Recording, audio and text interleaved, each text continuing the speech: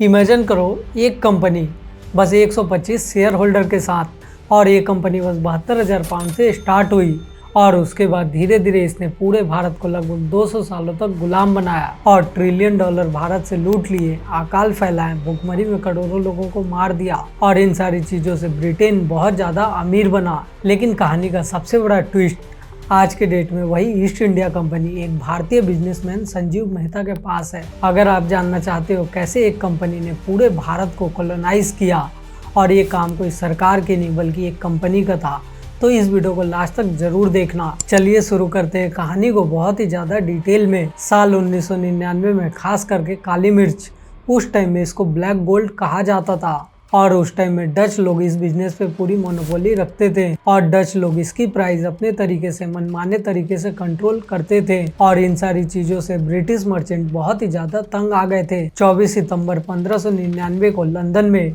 24 बहुत ही ज्यादा अमीर व्यापारी आपस में मिले कि आज के बाद हम अपनी कंपनी खुद बनाएंगे और धीरे धीरे करके 125 शेयर होल्डर ने 72,000 पाउंड जमा कर दिए और उसके बाद 31 दिसंबर 1599 को क्वीन एलिजाबेथ ने पहली बार रॉयल चार्टर इंट्रोड्यूस किया और इनके कंपनी के विजन के आगे मुहर लगा दी और इन्हें चार्टर में बहुत ही ज्यादा पावर मिला। ट्रेड का पूरा एकाधिकार इस कंपनी के पास था और इस चार्टर के बाद कंपनी को बहुत ही ज्यादा पावर मिल गई, जैसे कि वो खुद का कानून बना सकते थे, आर्मी रख सकते थे, कोर्ट चला सकते थे और यहाँ तक कि युद्ध करना, सारे पावर इस कंपनी के हाथ में थे। और इसके बाद इतने सारे पावर मिल जाने के बाद ये कंपनी नहीं बल्कि कॉर्पोरेट सरकार थी और इस कंपनी का विजन बिल्कुल साफ था, उसे किसी भी कीमत पे प्रॉफिट कमाना था और उसके लिए इंसानियत और नियम मायने नहीं रखते थे। और उसके बाद ये कंपनी सबसे पहले इंडोनेशिया पहुंच गई, लेकिन वहां पे डच लोगों की पहले से मोनोपोली थी, उन्होंने इसे भगा दिया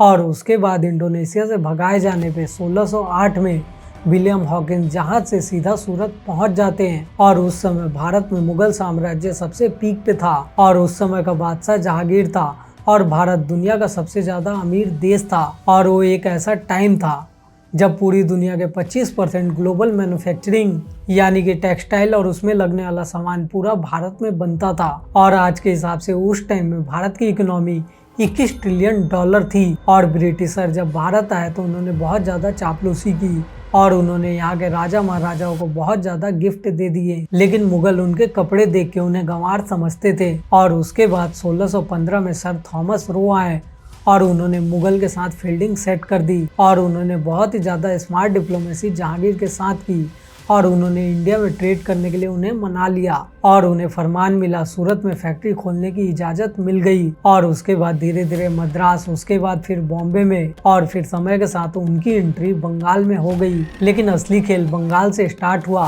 उस टाइम में बंगाल दुनिया का सबसे ज्यादा महंगा इलाका था और ढाका उस टाइम में दुनिया के टेक्सटाइल हब हुआ करती थी और ईस्ट इंडिया कंपनी जब यहाँ आई तो वो उन्हें लूटना चाहती थी। 1686 में जोसिया चाइल्ड ने सबसे पहले मुगल पे अटैक किया, लेकिन वो हार गए और बहुत ही जल्दी बाद में जाके माफी मांग ली और उसके बाद 1707 में औरंगजेब की मौत के बाद मुगल बहुत ही ज्यादा कमजोर हो गए और 1717 में उन्हें एक फरमान दे दिया गया कि वो बंगाल में ड्यूटी फ्री ट्रेड स्टार्ट कर सकते हैं और उसके बाद 1756 में सिराजुद्दौला बंगाल के नवाब बने और धीरे धीरे उन्होंने कंपनी की हरकत पे रोक लगा दी और कलकत्ता पे कब्जा किया, ब्लैक होल ट्रेजेडी अपना ली और उसके बाद रॉबर्ट क्लाइव बंगाल पहुंच गए और उन्होंने मीर जाफर और जगत सेठ को बहुत ज्यादा रिश्वत दे दी और इसीलिए 23 जून 1757 को इंडिया में प्लासी का युद्ध स्टार्ट हुआ और उसके बाद मीर जाफर बंगाल के नवाब बने, लेकिन वो पपेट थे और ब्रिटिशर के लिए काम करते थे और उसके बाद कंपनी ने दीवानी हक ले लिया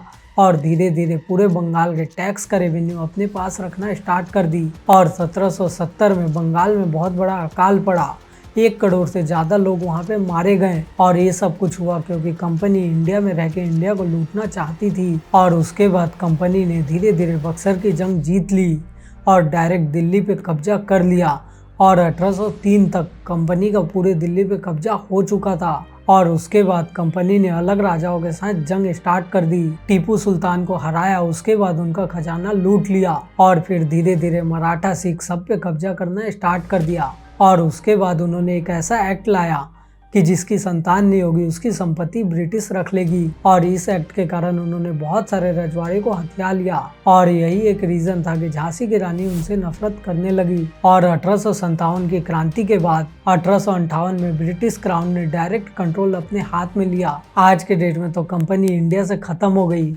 लेकिन उस्ताद पटनायक के अनुसार उस टाइम में ईस्ट इंडिया कंपनी ने इंडिया से 45 ट्रिलियन डॉलर लूट लिए। और आप सोचो, इतना सब लूट के ले जाने के बाद भी आज के डेट में ब्रिटेन की जीडीपी बस 3 ट्रिलियन डॉलर की है। और आप जान के खुश हो जाओगे कि 2005 से 2010 के बीच मुंबई के एक बिजनेसमैन संजीव मेहता ने ईस्ट इंडिया कंपनी का ब्रांड अपने नाम किया था और उन्होंने इस कंपनी को उस टाइम में 15 मिलियन डॉलर में खरीदा था। आज के डेट में ये कंपनी लग्जरी टी, कॉफी, मसाले बेचती है और इसी के साथ एक इंडियन ने इसका बदला अंग्रेजों से ले लिया। और ये सारी चीजें आज के डेट में आपको बताने की जरूरत है, क्योंकि आने वाली पीढ़ी को सारी सच्चाई पता होनी चाहिए। तो दोस्तों, अगर ये वीडियो आपको पसंद आया हो तो इस वीडियो को लाइक, शेयर और चैनल को सब्सक्राइब जरूर करना। मिलते हैं आपसे आने वाले अगले वीडियो में, तब तक के लिए बाय और जय हिंद।